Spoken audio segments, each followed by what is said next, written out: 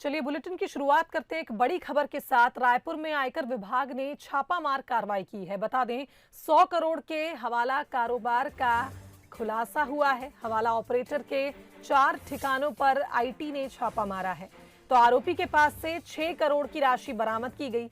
बता दें स्टील कारोबारी के रायगढ़ और रायपुर स्थित ठिकानों पर भी छापा मारा गया है।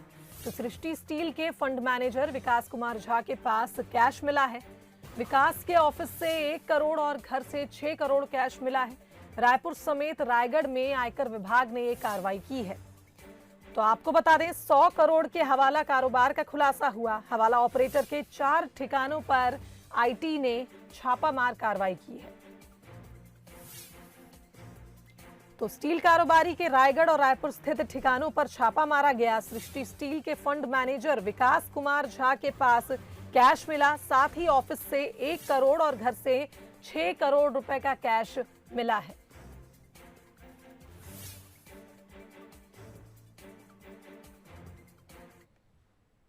जांजगीर चांपा से खबर, जहां बेजा कब्जा पर प्रशासन ने बुलडोजर चला दिया है। आपको बता दें प्रशासन और अतिक्रमणधारियों में झड़प हुई और राम वनगमन पथ के लिए प्रस्तावित जमीन पर अतिक्रमण था जिसे हटाया जा रहा था। बता दें महिलाओं और पुरुषों की पुलिस से झड़प हुई और पुलिस प्रशासन को कब्जाधारियों के विरोध का सामना करना पड़ा। तो नगर पंचायत शिवरी नारायण का ये मामला है। तस्वीरें आपको दिखा रहे हैं किस तरह से अतिक्रमण राम वनगमन पथ पर हटाया जा रहा था। तो प्रशासन और अतिक्रमणधारियों में झड़प हुई। बताया जा रहा है महिला पुरुषों ने पुलिस अमले पर हमला किया और ये तस्वीरें आपको जांजगीर चांपा से दिखा रहे हैं, जहां वनगमन पथ राम वनगमन पथ पर अतिक्रमण को हटाया गया। शिवरी नारायण नगर पंचायत अंतर्गत राम वनगमन प्रस्तावित है। उसके अंतर्गत नदी के तट पर ब्रिज से लेकर जो आगे अप्रोच रोड बनना है, जिसमें अप्रोच रोड की वाइडनिंग होनी है, उसके अंतर्गत कुछ जो मकान वाले थे उन्होंने बेजा कब्जा किया हुआ था। जितना उन्हें पट्टा दिया गया है शासन द्वारा उससे अधिक ही उन्होंने कब्जा किया हुआ था। तो उसे हमने अभी पूर्व में नोटिस दिया था 3 बार, उसके बाद भी वो लोग नहीं हटाए, तो अभी उन सबको हटाया गया। इधर रायपुर में सीएम भूपेश बघेल 15 दिनों तक मैराथन बैठकें लेंगे। सीएम भूपेश विभागों के कामकाज की निगरानी करेंगे। आज से सीएम भूपेश बघेल की बैठकों की शुरुआत होने जा रही है। बता दें योजनाओं के तेज रफ्तार और क्रियान्वयन की तैयारी इन बैठकों में की जाएगी। साथ ही प्राथमिकता वाली योजनाओं पर तेज अमल के लिए नई रणनीति भी बनाई जाएगी।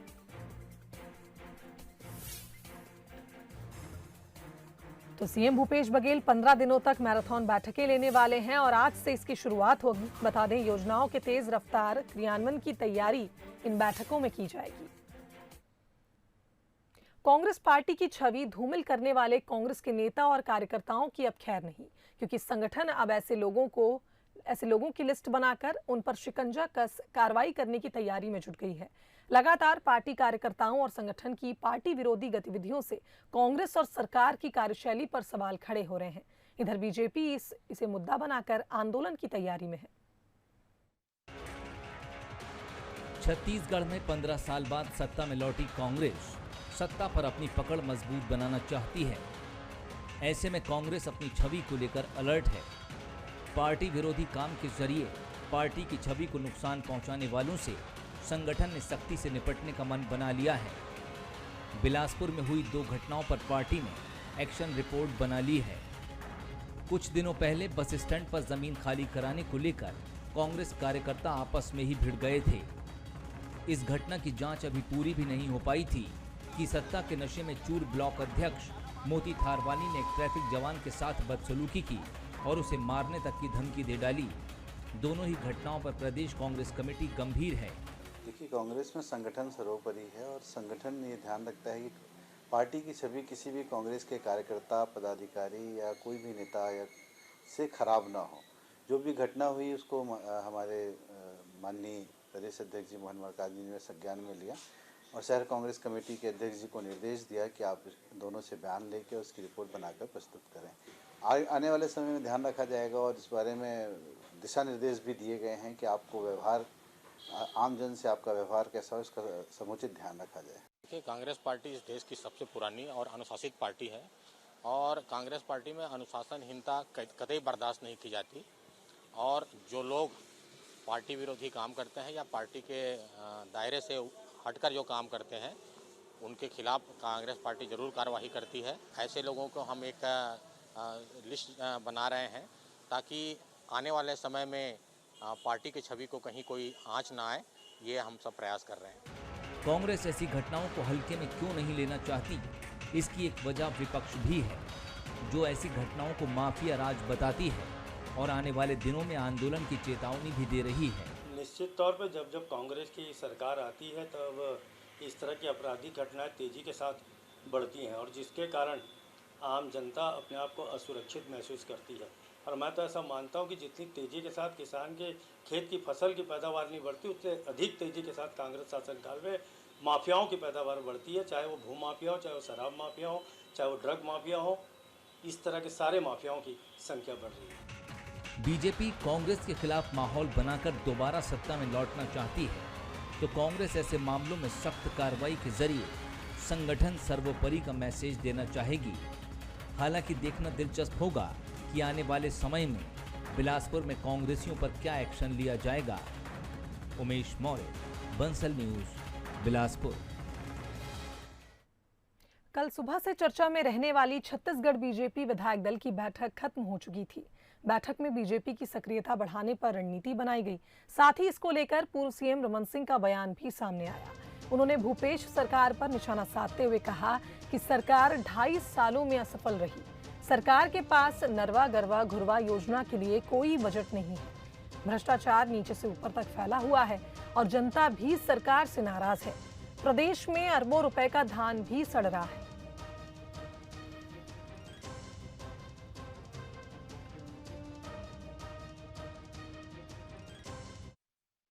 आज जहाँ पे वर्तमान सरकार लगातार देश की जनता की, समाज की जनता की और छत्तीसगढ़ की जनता का इग्नोर कर रही है, अपमान कर रही है, उसके लिए समाज के लिए भी हमें लड़ना चाहिए।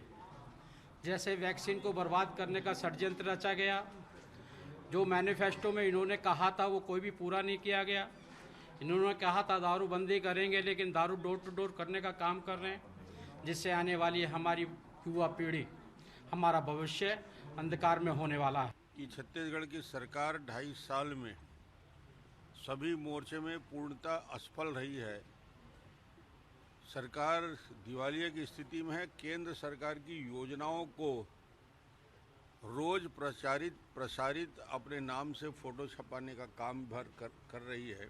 अपनी योजनाओं में जो इनकी योजनाएं थी, वो चाहे नरवा हो, गरवा हो, घुरवा हो, बारी हो, आज तक स्टेट बजट में कोई पैसा का प्रावधान आज तक नहीं रखा है। केंद्र की योजनाएं, फिर वहीं पे बात आ रही है कि केंद्र की योजनाओं से ये सारी फ्लैगशिप स्कीम का क्रियान्वयन कर रहे हैं। प्रदेश में धान खरीदी को लेकर जहां सियासत जारी है, तो वहीं धान खरीदी केंद्रों में धान का उठाव नहीं होने के कारण लाखों क्विंटल धान सड़ने लगा है, जिसका जायजा लेने सांसद मोहन मडावी बालोद के धान खरीदी केंद्रों और संग्रहण केंद्रों पर पहुंचे। हल्की बारिश में जब सांसद धान संग्रहण केंद्र पहुंचे, तब वहां ना तो खाद्य अधिकारी मौजूद थे और ना ही मार्कफेड अधिकारी, जिसके बाद सांसद ने खुद दोनों अधिकारियों को फोन कर मौके पर बुलाया। जिसके बाद धान खरीदी केंद्र और संग्रहण केंद्रों में रखे धान के बारे में जानकारी ली और इस दौरान उन्होंने प्रदेश सरकार पर धान खरीदी में भ्रष्टाचार का आरोप भी लगाया। सड़ रहे हैं। अभी मैं कुछ जगह जगता देख के आ रहा हूँ, अभी पॉलीथीन ढक रहे हैं, धान सड़ रहे हैं, जगना चालू हो गया है। इतना नुकसान हो रहा है, कई अरबों का घोटाला पूरा छत्तीसगढ़ में, यहीं कम से कम 25-30 करोड़ का घोटाला हमारे बालोद जिला में है। और ये अधिकारी कान में तेल डाल के सोए हुए हैं। जब हमारा दौरा है, हम डीएमओ को हम बुलवा रहे हैं, है कि नहीं, फूड इंस्पेक्टर को हम फोन करके बुला रहे हैं, उनका पता नहीं है। बीजेपी ने कांग्रेस नेता विनोद तिवारी पर झूठ बोलकर रमन सिंह को बदनाम करने का आरोप लगाया है। बीजेपी नेता शिवरतन शर्मा के मुताबिक उन्होंने पीएमओ के पत्र के बारे में झूठी जानकारी फैलाई। वहीं पीएमओ के पत्र को आय से अधिक संपत्ति से जुड़ा मामला बता दिया गया, जबकि पत्र किसी और मामले को लेकर था। विनोद तिवारी ने किसी दूसरे विषय पर पीएमओ को चिट्ठी लिखी, लेकिन पीएमओ की ओर से उसका जो जवाब आया उसे उन्होंने कुछ इस तरह प्रचारित किया जिससे ऐसा लगा जैसे पत्र आय से अधिक संपत्ति की शिकायत पर संज्ञान लेने का है। वहीं केंद्रीय गृह मंत्रालय ने भी इस मामले को गंभीरता से लिया। कांग्रेस नेता विनोद तिवारी पर कार्रवाई के लिए प्रदेश के मुख्य सचिव को पत्र लिखा गया।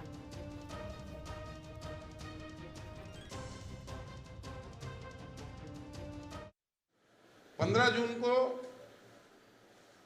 गृह मंत्रालय ने चीफ सेक्रेटरी छत्तीसगढ़ को पत्र लिखा है, जिसकी कॉपी डॉक्टर रमन सिंह जी को भेजी है कि ऐसे किसी विषय पर शिकायत गृह मंत्रालय को विनोद तिवारी की प्राप्त नहीं हुई है। विनोद तिवारी ने जल्लाद शब्द के नाम को परिवर्तित करने का सुझाव दिया था। 5 अप्रैल को वो पत्र छत्तीसगढ़ सरकार को भेजा गया है। 15 जून को जो चिट्ठी लिखी गई है उसमें चीफ सेक्रेटरी को निर्देशित किया गया है कि 5 अप्रैल के साथ एक झूठा इंक्लोजर लगा करके वो जो बात प्रचारित कर रहे हैं उसके विरुद्ध पूरी जांच करके छत्तीसगढ़ सरकार कार्रवाई करे और की गई कार्रवाई से भारत सरकार को अवगत कराएं। छत्तीसगढ़ में फसल बुआई का काम सिर पर है, दूसरी ओर खाद की कमी बनी हुई है और ऐसे में जमाखोरों पर लगाम कसने के लिए सरकार ने सख्त निर्देश जारी कर दिए हैं। मुख्यमंत्री भूपेश बघेल ने राज्य को कोटे के अनुरूप यूरिया और डीएपी की आपूर्ति न होने और जमाखोरी रोकने के निर्देश दिए हैं। कृषि विभाग की टीम होलसेल और रिटेलर के स्टॉक चेक कर जमाखोरी करने वालों को ब्लैकलिस्टेड करेगी। सरकार ने सभी होलसेलर के पास मौजूद यूरिया और डीएपी खाद को तत्काल रिटेलरों को ट्रांसफर कराने के निर्देश दिए हैं। जून तक प्रदेश को यूरिया का कुल आवंटन 34% है। आपको बता दें, इसी प्रकार डीएपी का कुल आवंटन मात्रा 43% है। ऐसे में राज्य सरकार ने केंद्र से छत्तीसगढ़ को आवंटित कोटा जल्द जारी करने की मांग की।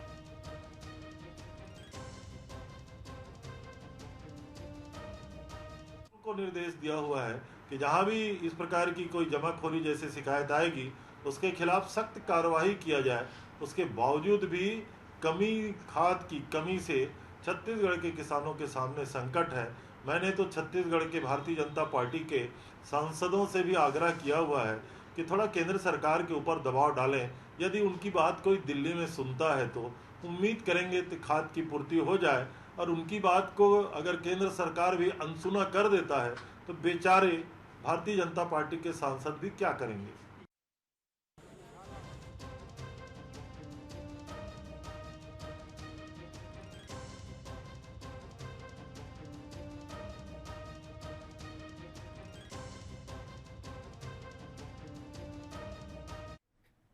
छत्तीसगढ़ में कोरोना की रफ्तार अब कम होती नजर आ रही है। 24 घंटे में 327 नए कोरोना पॉजिटिव मरीज सामने आए हैं। वहीं 605 मरीज ठीक होकर घर लौटे हैं। बीजापुर में 38, जांजगीर चांपा में 37, दंतेवाड़ा में 26 मरीज मिले हैं। तो इधर सुकमा जिले में 22 और रायपुर में 18 नए केस सामने आए हैं। 24 घंटे में 327 नए कोरोना पॉजिटिव मरीज मिले हैं और छत्तीसगढ़ में लगातार कोरोना का ग्राफ अब कम होता नजर आ रहा है। पॉजिटिविटी रेट की बात की जाए तो पॉजिटिविटी रेट में गिरावट हुई है। वहीं रिकवरी रेट भी लगातार छत्तीसगढ़ में बढ़ता जा रहा है।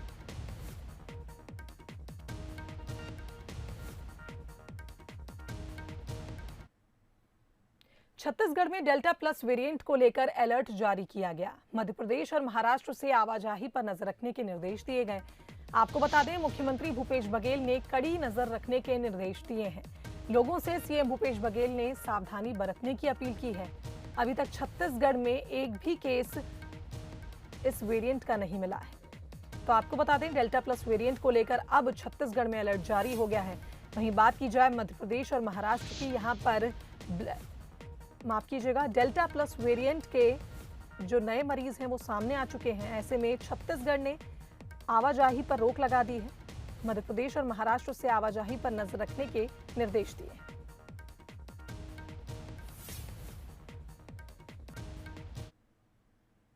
छत्तीसगढ़ के बस्तर में कई बड़ी नक्सल घटनाओं को अंजाम देने वाला खूंखार माओवादी माडवी हिडमा कोरोना की चपेट में आ गया है। वह बस्तर के जंगलों में पिछले कई दिनों से तड़प रहा है। हिडमा पर 25 लाख रुपए का इनाम है। इसकी पुष्टि बस्तर के आईजी सुंदरराज पी ने की है। उन्होंने बताया कि हिडमा के कोरोना संक्रमित होने की जानकारी मिली। इसके अलावा कई और बड़े कैडर के नक्सली भी कोरोना से जूझ रहे हैं। इसके साथ सभी सरेंडर कर दें और हम इलाज करवाएंगे, ऐसी जानकारी दी गई है। आपको बता दें, जानकारी के मुताबिक कोरोना से जूझ रहे हिडमा को दवाइयों की सख्त जरूरत है और कुछ दिन पहले बीजापुर पुलिस ने नक्सलियों की सप्लाई टीम के 2 सदस्य को गिरफ्तार किया था। उनके पास से पुलिस ने भारी मात्रा में दवाइयां, मास्क, सैनिटाइजर बरामद किए थे। वहीं पुलिस के मुताबिक ये दवाइयां माओवादी पुनेम ने मंगवाई थी और वहां से हिडमा तक ये दवाइयां पहुंचनी थी। बता दें कि हिडमा 150 से ज्यादा जवानों का हत्यारा है। टारमेटला में 76 जवानों की शहादत हुई थी और इसका मास्टरमाइंड भी हिडमा था।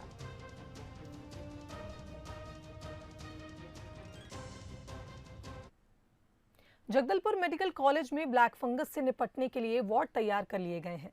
डॉक्टरों की तैनाती भी कर दी गई है, लेकिन इन वार्डों में ना तो दवा है और ना ही इंजेक्शन उपलब्ध है, ना ही कोरोना के जांच के लिए MRI और अन्य मशीनें यहां मौजूद हैं। वहीं इस मामले में कलेक्टर का कहना है कि ब्लैक फंगस की कुछ दवाइयां हमारे पास उपलब्ध हो गई हैं और जो एंटी फंगल इन्फेक्शन की जरूरत होती है वो पहले से ही मेडिकल कॉलेज में उपलब्ध है। कॉलेज के डीन लगातार CGMSC के संपर्क में है और यहाँ पर समय समय पर दवाइयों की पूर्ति की जाएगी। फंगस की कुछ दवाइयाँ हमारे पास उपलब्ध हो गई हैं। बीच में सभी दवाइयाँ थी, लेकिन अभी लगातार क्योंकि ये ऐसी सिचुएशन है कि स्टॉक रिप्लेनिश भी करना होता है, तो CGMSC से मेडिकल कॉलेज के डीन साहब का लगातार संपर्क जारी है और समय समय पर वो दवाइयों की पूर्ति। इधर बिलासपुर में वैक्सीन के ग्लोबल टेंडर को लेकर याचिका दायर की गई थी, जिस पर सुनवाई हुई है। बता दें, वैक्सीनेशन शुरू होने से लेकर अब तक कितने लोगों को वैक्सीन लगी। 13 जुलाई तक वैक्सीनेशन का हाईकोर्ट ने स्टेटस रिपोर्ट मांगा है। आपको बता दें, ग्लोबल टेंडर खरीदना चाहिए, सीधे वैक्सीन खरीदने के लिए ग्लोबल टेंडर करना चाहिए। लोगों को आने वाले तीसरी लहर से बचाने का प्रयास भी करना चाहिए। साथ ही सुनवाई में ये भी कहा गया कि लोगों को आने वाली तीसरी लहर के लिए जागरूक करें और हाईकोर्ट एक्टिंग चीफ जस्टिस के डिवीजन बेंच में ये सुनवाई हुई।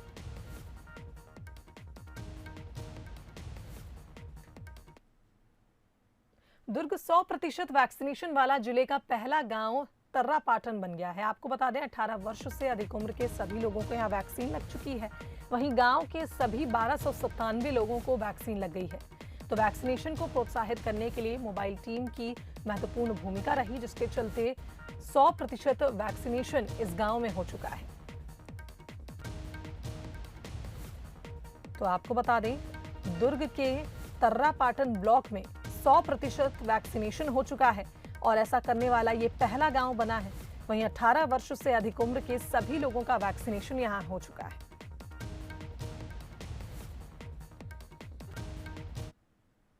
कांकेर से खबर, जहां गैस सिलेंडर से भरे ट्रक ने युवक को रौंद दिया। बताया जा रहा है कि युवक की मौके पर ही मौत हो गई।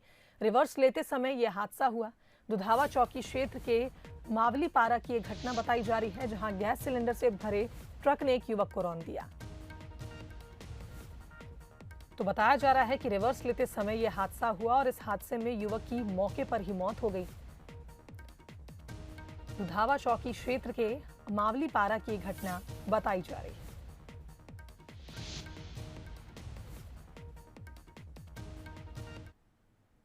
इधर बिलासपुर में एक युवती ने चौथे माले से कूदकर खुदकुशी कर ली है। आत्महत्या के कारणों का खुलासा अब तक नहीं हो पाया है।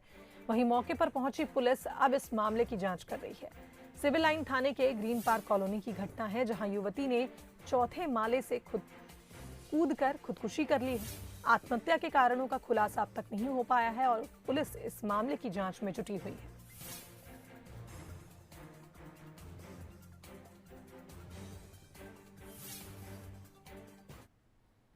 भागो भागो भालू आया, ये शोर राजनांदगांव के बजरंग नगर में सुनाई देते ही हड़कंप मच गया। भालू की दहशत से लोग अपने घरों में दुबके गए। दरअसल एक भालू जंगल से भटककर मोहारा वार्ड के बजरंग नगर इलाके में पहुंच गया था। भालू बस्ती की झाड़ियों में कुछ देर छिपा रहा, फिर शोरगुल सुनकर इधर उधर भागने लगा। कभी पेड़ पर चढ़ता दिखा तो कई बार झाड़ियों में छिपता रहा। सूचना पर वन विभाग की टीम मौके पर पहुंची और इसके बाद इलाके को पूरी तरह से सील कर दिया गया। भालू के रेस्क्यू के लिए रायपुर से टीम बुलवानी पड़ी और करीब 9 घंटे के रेस्क्यू के बाद भालू का रेस्क्यू किया जा सका।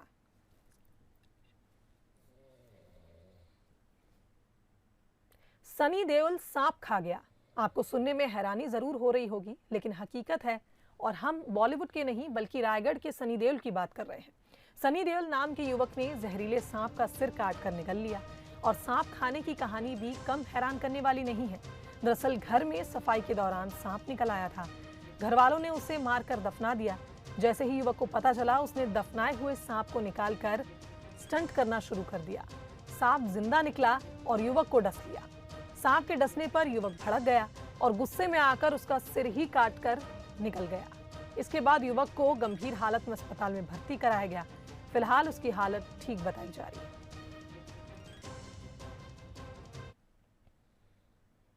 इधर जशपुर में राष्ट्रीय पक्षी मोर की मौत के बाद आज मोर का अंतिम संस्कार करवाया गया। आपको बता दें, वन विभाग के अधिकारियों ने मोर का पोस्टमार्टम कर नियम के मुताबिक अंतिम संस्कार करवाया। अधिकारियों ने बताया कि मोर की मौत रनपुर गांव में कुत्ते के दौड़ाने और काटने से हुई है। बता दें कि वन विभाग को 22 जून की सुबह सूचना मिली थी कि रनपुर के डोंडराही गांव में एक मोर फेंसिंग में फंस गया और कुत्ते के काटने से उसकी मौत हो गई।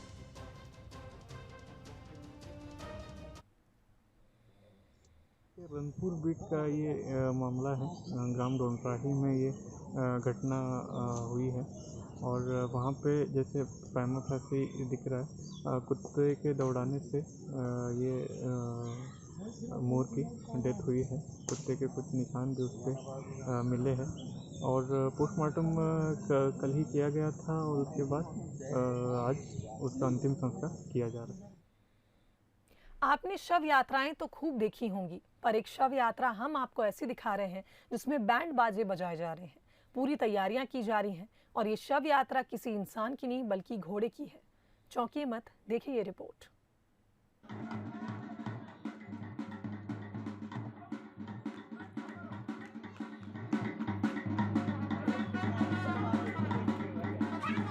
आपने पहले कुछ ऐसा देखा है?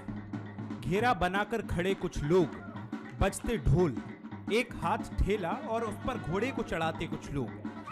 दरअसल ये नज़ारा धमतरी का है और ये तैयारी शव यात्रा की है और शव यात्रा घोड़े की है। घोड़े का नाम राजा है और राजा अब अपने मालिक और दोस्त विक्की को छोड़ गया है। विक्की का रो रो कर बुरा हाल है और अब विक्की बैंड बाजों के साथ अपने दोस्त को अलविदा कह रहा है। क्या बोलूं, जैसा भी था जीवन यापन करके चले गए, साथ छोड़ दिया। 19 साल तक साथ ही साथ में इलाज पानी चल रहा था, अचानक हो गया इंतकाल। दरअसल पूरे धमतरी में विक्की और राजा की दोस्ती के चर्चे थे। विक्की के लिए घोड़ा एक जानवर नहीं बल्कि उसका दोस्त था जो 12 सालों से अपने दोस्त की सेवा कर रहा था और राजा ही विक्की के परिवार की आय भी था। आँख में आंसू, दिल का कलेजा निकल गया भाई, कैसे दुख नहीं हुआ। आदमी मरा है, जानवर नहीं मरा, आदमी मरा है। मेरे घर से मौत निकला है, बाजे गाजे के साथ निकला हूँ। जो मेरे से बनता है वो किया हूँ, नगर निगम वाले भी सहयोग किए। जैसे गाय लोगों का देखभाल करते हुए ऐसे ही घोड़े का भी करते हैं, लेकिन इन लोग का थोड़ा हार्ड रहता है देखभाल करना। ये हमारे घर के बच्चे लोग खेलते थे उसके साथ, बच्चे लोग जाते हैं उनके पास, घोड़े के पास। इंसान और जानवर के बीच प्यार की इस दास्तान को जिसने भी देखा उसकी आंखें नम हो गईं और राजा और विक्की की दोस्ती धमतरी के लोगों के लिए अमर हो गई। राजेश चावला, बंसल न्यूज, धमतरी। चलिए आगे बढ़ते हैं। कोरोना की कम होती रफ्तार के बाद बिलासपुर रेल मंडल अब धीरे धीरे रेलों के परिचालन को शुरू कर रहा है। 1.5 साल के दौरान कोरोना महामारी के संक्रमण को देखते हुए रेलवे ने कई यात्री ट्रेनों का परिचालन रोक दिया था। करीब 2 महीने के बाद अब संक्रमण की रफ्तार धीमी हुई है तो कुछ यात्री ट्रेनों को शुरू किया जा रहा है।